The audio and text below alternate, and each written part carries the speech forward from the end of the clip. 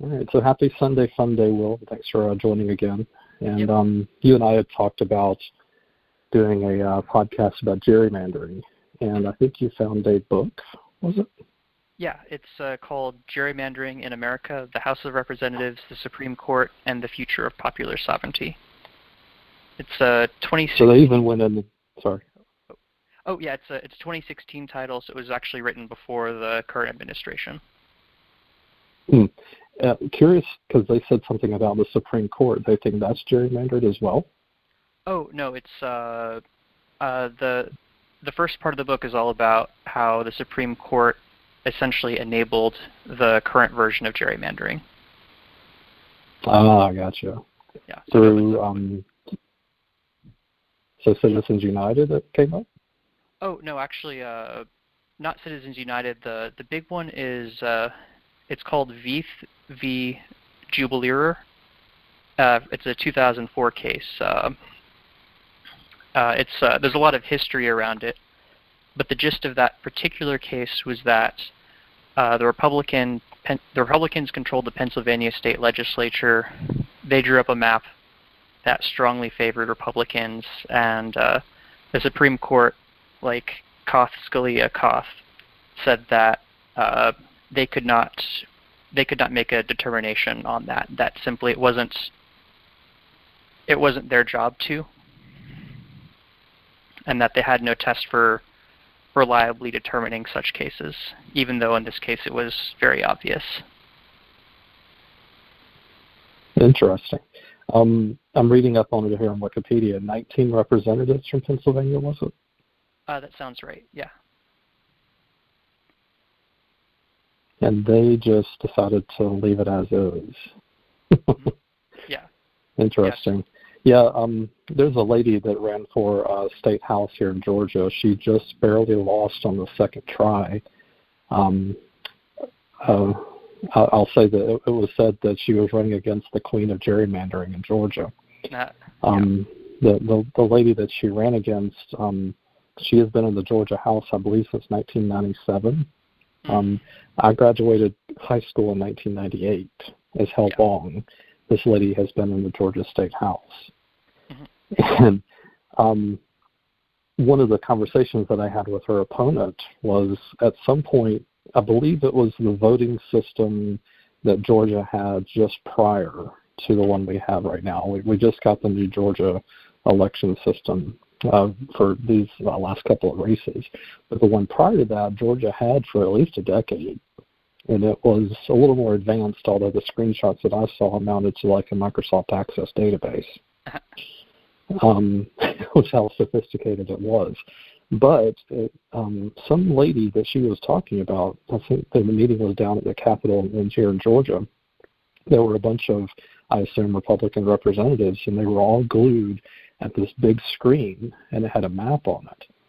And they were pushing and pulling pins and map boundaries to see, okay, well, if I move the district over to this road, how many more or less red and blue votes am I going to have?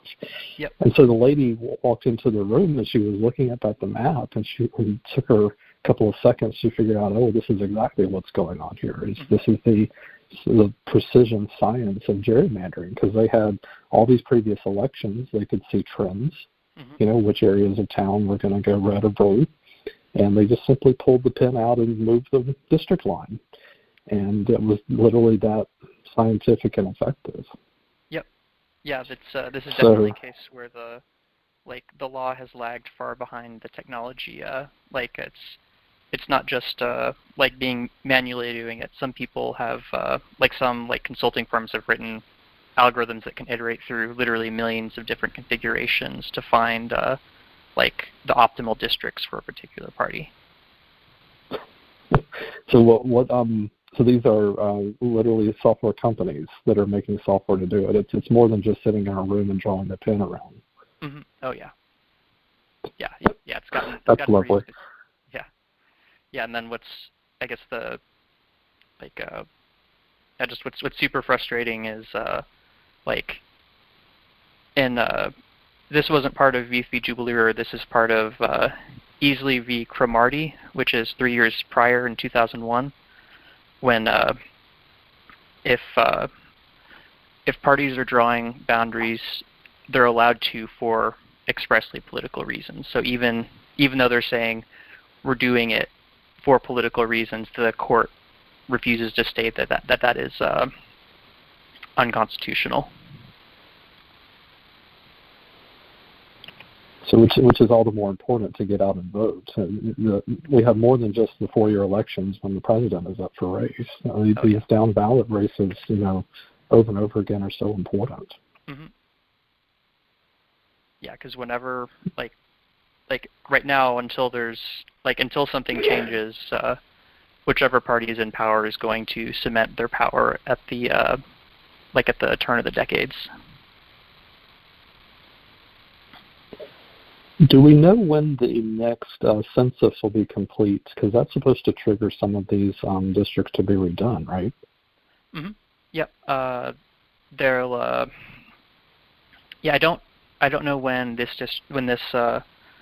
census finishes, but it should be in the next couple of years is when the redistricting will happen. I assume a lot of the legislatures will want to do it as soon as possible. But yeah, so whoever. Yeah, sorry, go ahead. Oh yeah. So whoever is in control, they're going to be able to do what happened in 2010 and just make it so it's hard for anyone else to have a say. So this is actually worked against, I guess, what the Republicans would have liked. My state Senate seat here in Georgia, where I live, used to be maybe a little more of a border area, but it had a guy that actually ran for the governor's seat. He tried to go against Kemp for the Republican nomination. So he had actually stepped down from his state Senate seat to run for governor. And when he stepped down, there was a special election, and he lost the seat to a Democrat. And so that was a bit embarrassing, to Georgia Republicans, that, okay, the guy stepped down to run for governor, and he lost one of the seats. Mm-hmm. And she is now in her third term. So I think she won the special election, and she's now won 2 regular elections. Nice. And they hate her. I have heard comments, she's sitting in her office down at the Capitol, and these guys just walk by and say, what the hell are you doing here? You're not supposed to be here. And she's like, I won my district. What are you talking about? Yeah. But of course, with everything going on in the news right now, with Trump and all these other Republicans, they don't even believe in elections anymore when they don't win. Yeah. Except for the unintentional concession this morning. Sorry, say it again? Except for the unintentional concession this morning.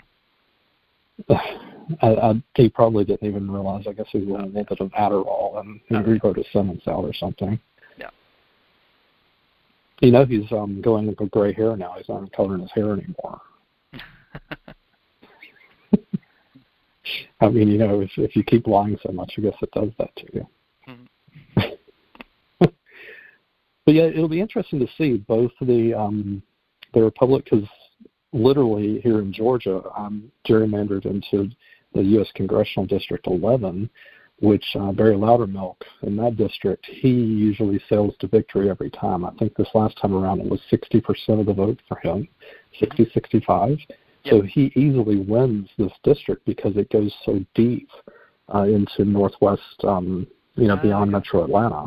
Yeah, I see that. It goes from all the way up there all the way down to Buckhead, which is a very, very different part of Georgia. If you compared Buckhead, Atlanta, to these, outskirts suburbs of Atlanta. Yep. But there's a lady that also was gerrymandered in this district. She made a comment. She goes, I don't have anything in common with those people out there. Yeah. But yet he can just enjoy this district because it's so gerrymandered. Mm-hmm. But I am literally across the street from District 6, which we now have Lucy McBath, which has won her second seat. And that's a case study in gerrymandering, too, because that District 6, it's morphed over the years, but it has traditionally been safe Republican. Mm-hmm. And Karen Handel, who went against John Ossoff at the time, they had the most expensive U.S. congressional race ever I believe they set a record with that. And of course, now Ossoff was trying for Senate against Purdue, and we'll see what happens in the runoff. But that's very interesting. Yes. But when Karen Handel lost a second time, because she got the district once, and then Lucy McBath ran against her and beat her by pretty close. And then the second time, Karen Handel tried again, and she lost even worse this time. She just deleted her Twitter account. Wow. I mean, I don't even think she gave a concession speech. So I guess that's how you do it in 2020. If you lose, you just delete your Twitter account now. Hint, hint. So we'll see, because if this 2020 census is going to, it's because Metro Atlanta grows every day. I mean, there's people always moving to Metro Atlanta. That there's going to be some moving of these districts, both the U.S. congressional districts and the state, House and Senate here. Yeah, it's fortunate that gerrymandering can only do so much against the inevitable change of demographics. So we shall see. I was trying to look. So Jim Jordan, who is my state senator, I remember, and I have to go back and research and find the story if it was documented, but there was I believe another state senator in Georgia who was trying to move the district lines. It was actually a Republican versus Democrat, so I guess to be equal time here.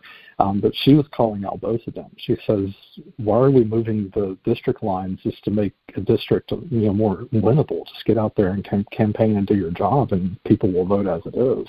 But she was attacking, I think, 2 other Georgia state senators for attempting to move the district line before the next election. I think it went nowhere when it made the press, and everybody started looking at it a little bit closer. But yeah, it's unfortunate that it is it's one of those things where your party won't survive unless you do it, but just in general, it's a symptom of a system that isn't working quite right. Yeah. Well, and for all intents and purposes, the Republican Party has become a regime.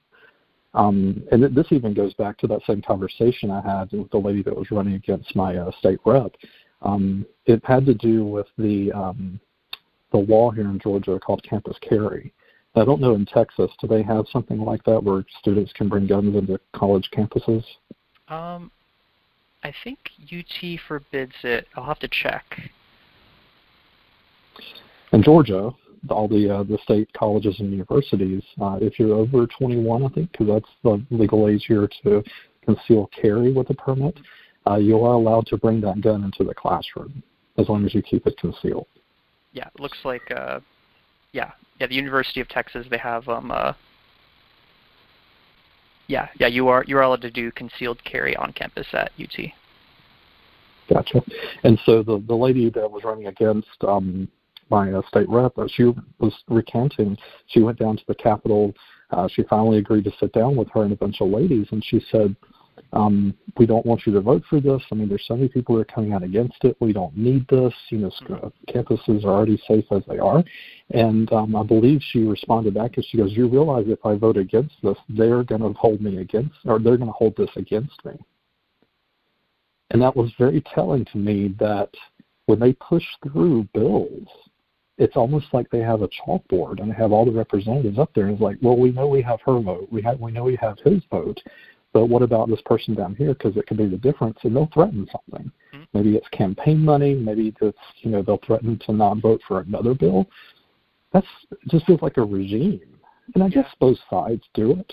But it just that she literally responded to a constituent and said, "You realize they're going to hold this against me if I vote against this bill." Like you were willing to actually say that to your constituents. Actually, and in the end, she voted against it, ironically. And so I don't know if she would ever admit to that or just say why she voted against or what she ended up losing. She won the district again, so she'll be in the House at least 2 more years. Beyond that, but it's very interesting to watch. As they say in Hamilton, being in the room where it happened, or how the sausage is made and everything. It's very interesting. Yeah, that makes me think of the recent the Joe Manchin from I'm not sure if I'm getting his name right, from West Virginia, where he said that he would not approve expanding the Supreme Court or ending the filibuster. He's a Democrat, but he knows that would lose him his seat next time if he went along with those plans. And did he give any more detail as to because his state, like the people would vote against him, or would it be like campaign money being held from him? Did he give you more clarity around that? Let's see.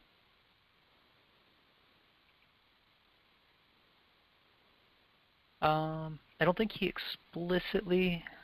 I don't think he explicitly said that, but he said that's not how I was raised in West Virginia, which, like, I guess implies that, like, I'm not sure how one's raising would imply support or, like, opposition to those policies, but like, it seems to be just a thinly veiled way of saying I will be voted out if I go along with this.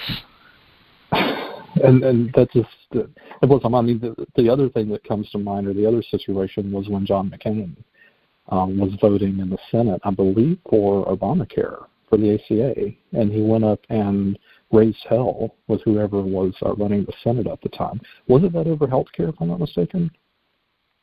I do not remember. Yeah, I'd have to look up the story. But I remember before John McCain passed that he walked up to the Senate and he says, "You people are a bunch of idiots. And this is a regime, basically, and I'm voting my way, damn it." He was pissed off. And, that's John McCain, a pretty, I guess, centrist Republican. Yep. And then his daughter now has come out, I guess, pretty much liberal, because I think she's a lesbian, right? That sounds right. I don't remember. I have to go back and double check my thoughts on that. But it's very interesting to see. I guess these deals are happening behind closed doors and people aren't listening or taking notes. But when the reaction actually comes out and you hear these people just blurt out, gut reactions because they know what is going on behind closed doors, I think it's very interesting. Yeah. Yeah. It even happened. So when I was at my former job, a lot of the state legislatures, they were running I think it was the bill to allow gay parents to adopt, if I'm not mistaken. And this was running through pretty much every state legislature because this, lobbying group had, in some cases, written the whole bill and just put it in front of the representative and say, "You want to go and run this?" And I remember having a conversation at work because we had internal lobbyists that worked for the company, both coworkers of mine, and then they had connections in D.C. with lobbyists. And literally, the story went down like this because there was an internal employee group that wanted the company to stand up and say, "This is not right. Yeah. You shouldn't be voting for this. It's discrimination, et cetera." And so our leaders in HR reached out to our lobbyist group and said, "What do you think?" And supposedly within an hour, they got a phone call back and said, "You really don't, it's not worth the collateral damage for the company to get in front of this because the bill is going nowhere." So literally, the lobbyists had that kind of connection to be able to make that kind of call before the bill ever goes to vote. Yep. In these legislatures. Yeah. So it's very telling to see how all this stuff happens behind the closed doors. Yeah. But getting back to your book, were there any other interesting things that you found? I know you've made a couple of posts on Facebook so far. Oh yeah, it's I guess what I found interesting is that the sort of the history of gerrymandering is like not too surprising in that it's white people trying to suppress like the black vote. So you get I guess the big one that people would point to would be Baker v. Carr, which basically said the Supreme Court is able to decide whether or not like a certain drawing of district lines like unconstitutionally takes away essentially people's voice in politics. Because at that time, rather than necessarily gerrymandering, what they did was they would make black districts with like many hundreds of thousands of people, and then really tiny white districts, so that like essentially like a black person's vote counted for 1/9 the white person's vote because of the disparity in district sizes. But then so that's Baker v. Carr is where we get the one man, one vote. I mean, now we would say one person, one vote principle. But each of these decisions seems to be like discussing the Supreme Court's role in adjudicating that. So it's like where I go with that is like we have this principle of one person, one vote, and while I think it makes sense in the past that people who lived near each other necessarily had similar needs of representation, I don't think that's necessarily that's necessarily the case anymore. And I think that it might be vestigial. I think it could just be arbitrary because, of course, back then you couldn't consider alternative means of organizing like legislatures, but now we might have different possibilities. Yeah, Baker versus Carr looks like it goes back to 1962. Mm-hmm. Yeah. Arose against the state of Tennessee, of all places, old Rocky Top, not conducted redistricting since 1901. Yep. And the state argued that the composition of the legislative districts constituted a non-judicial political question. And the Supreme Court held something in 1946 with 5 other justices there. Mm-hmm. So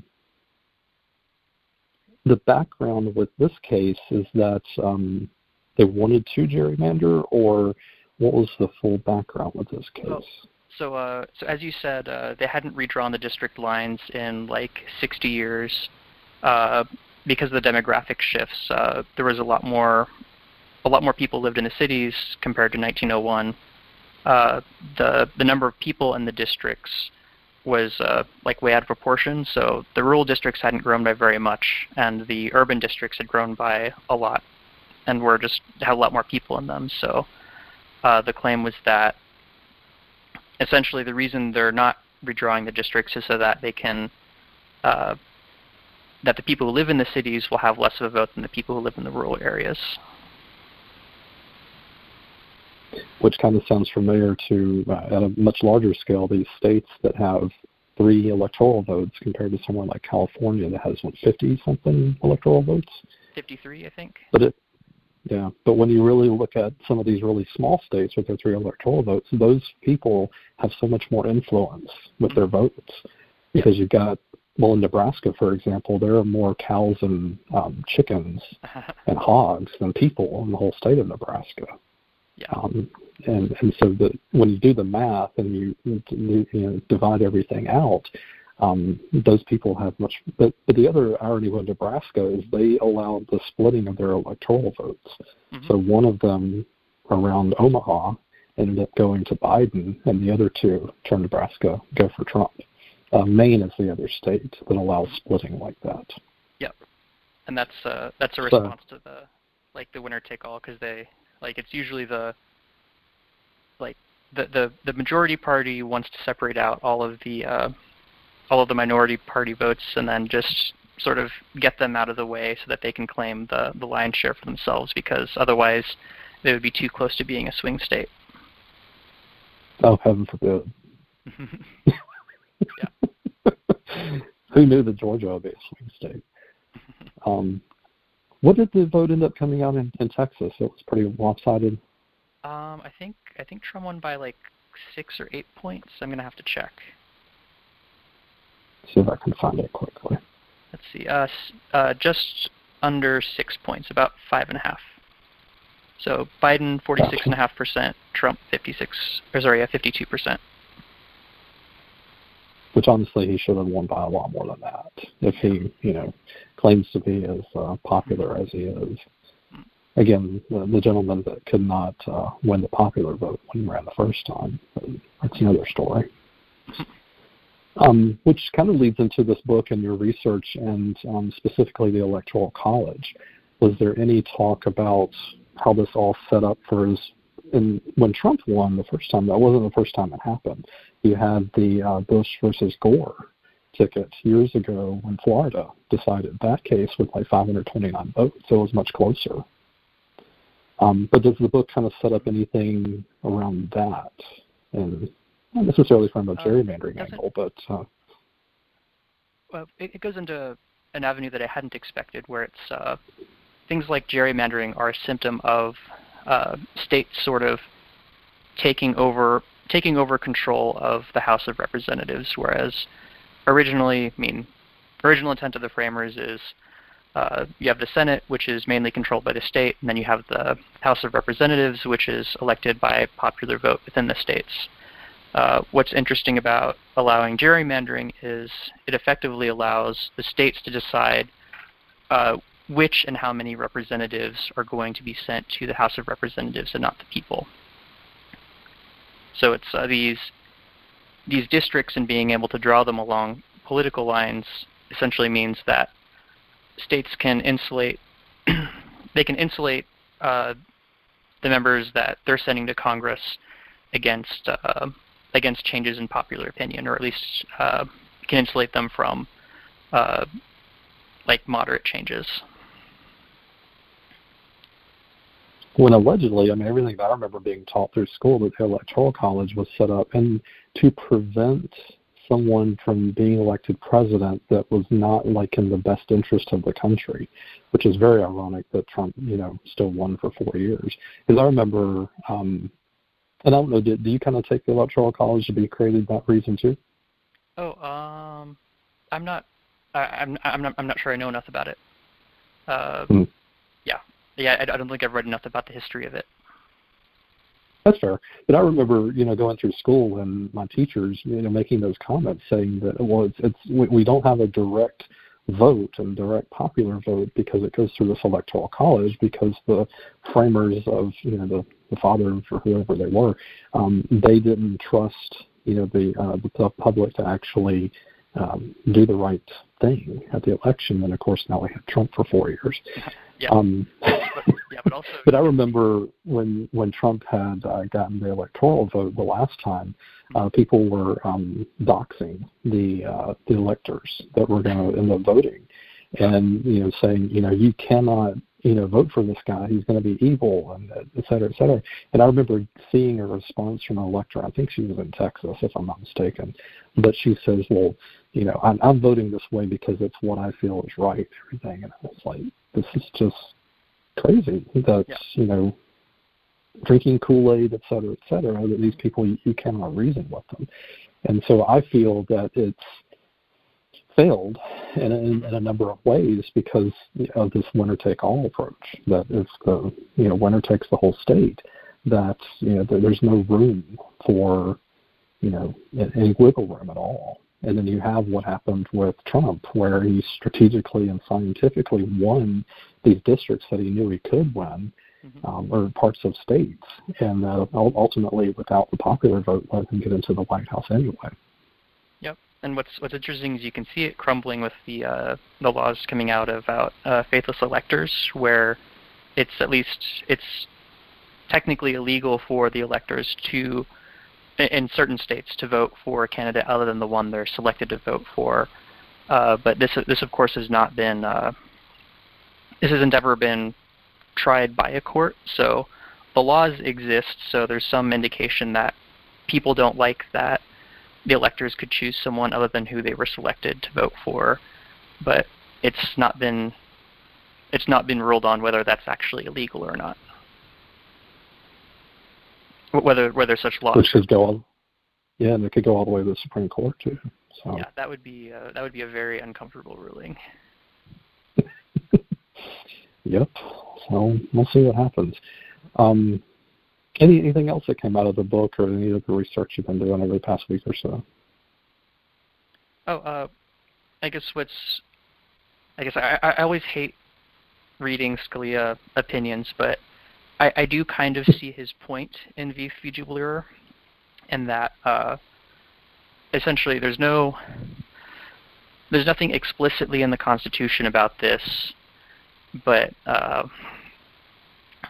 think what would make it harder for him to have that opinion would be if there was explicitly a law made by Congress against something like gerrymandering. So his point in Vieth was that there's no established legal precedent for evaluating whether or not gerrymandering exists. If Congress passed a law with something like that, I think it would be a lot easier to fight gerrymandering. There would be the question, of course, of whether or not establishing such a standard would be unconstitutional for Congress to do, but I think it would make it more likely that we'd have some tool to fight gerrymandering. As well, the general or the typical John Q. public that you meet on the street, this all flies over their head, honestly. Yeah. This is so in-depth, and I use the term that critical thinking is hard. People just don't want to think about this stuff for longer than a minute or two at the most. Yeah. And they'll just end up mouthing off, regardless of which side they're on, but it's a lot to think about. Yeah, it's easy to just sort of stop at, okay, I'm going to vote within the context of the system as it currently exists. So it's okay, there's these two people, I'm with this party, so vote for them, and completely miss that there's this context that you're actually voting in, that it matters who gets to answer the question, whose vote counts for what.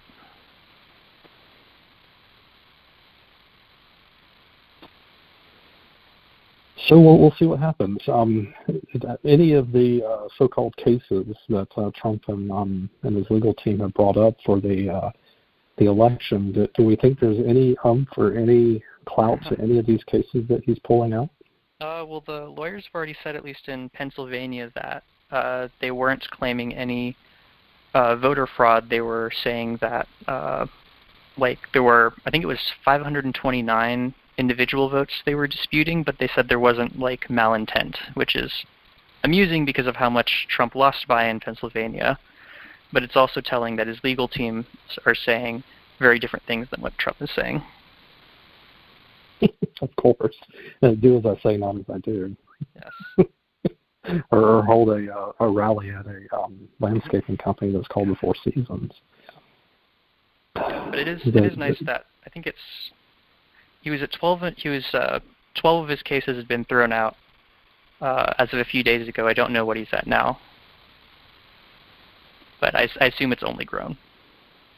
Yeah, and I think I've seen the stories that, of course, they are campaigning in his name to get money, allegedly to fight these court fights, but the money is just going straight into the RNC, into a vast pool of money. So there's no confirmation that this money is even going for legal fights. Yep. For all these people that are, supposedly donating money to help him win the presidency somehow.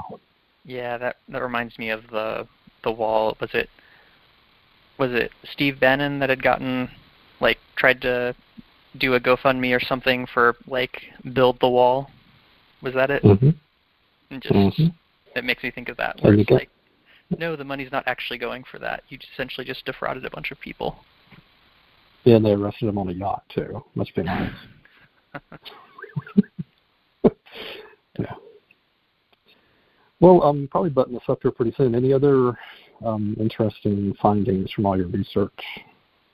Nope. I think we covered all the main stuff. I've only read about the first third of the book. I'm sure there will be more, but I think the book did a really good job of explaining the historical context of Vieth v. Jubileer and how we got to the current very gerrymandered state today.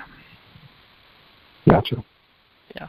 Yeah, I think we'll have to come up with a title for the podcast somewhere in the middle of all this. The other day I had a former coworker. He's doing a lot of cooking, and he was calling himself the extreme socialist liberal guy cooks in his storyline. So something like that sounded interesting for our podcast too. But we'll leave it out there and see if something comes to fruition on the name. Yep, sounds good to me. All right. Well, we will talk to you later. Yep. Always good talking to you. You too, man.